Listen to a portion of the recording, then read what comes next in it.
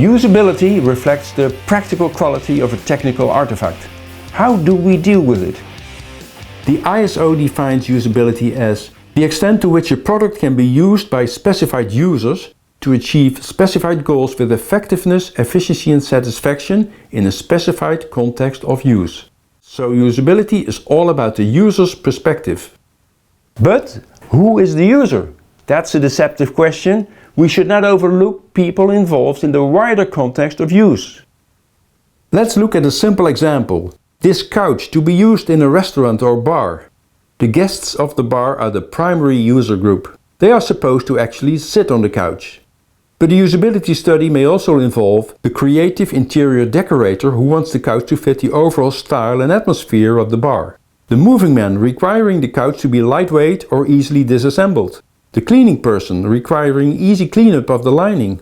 And there is always a decision maker who wants value for money. So these are all relevant user groups having different expectations. Likewise for games, players are not the only user group. We should not overlook the teachers in a school who have to introduce the game and integrate it in their educational programs. There are technical people who have to manage the hardware and network needed for the game to run okay. There may be help desk staff supporting players when they get stuck. And of course, we should involve board and management officials who are the main decision makers in an organization.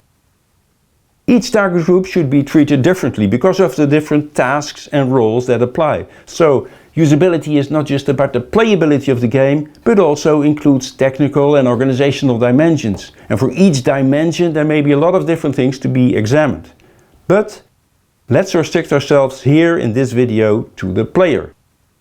Many usability studies just focus on the buttons and menus on the screen. In fact, to check to what extent players are able to properly operate the game. But behind the facade of the user interface, there are many invisible factors that determine the user experience. Think about the game narrative, the story that unfolds, the challenges and events reflecting the gameplay, the decisions and their consequences, the successes and failures, the goals pursued, the interactions with game characters or fellow players, and so on.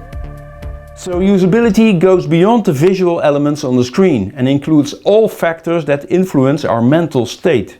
Now, if you have created a game, how should you measure its usability? We should distinguish between objective and subjective measures of usability. Objective measures are based on analytic data captured from sessions, for instance accuracy, response times, pauses or tests.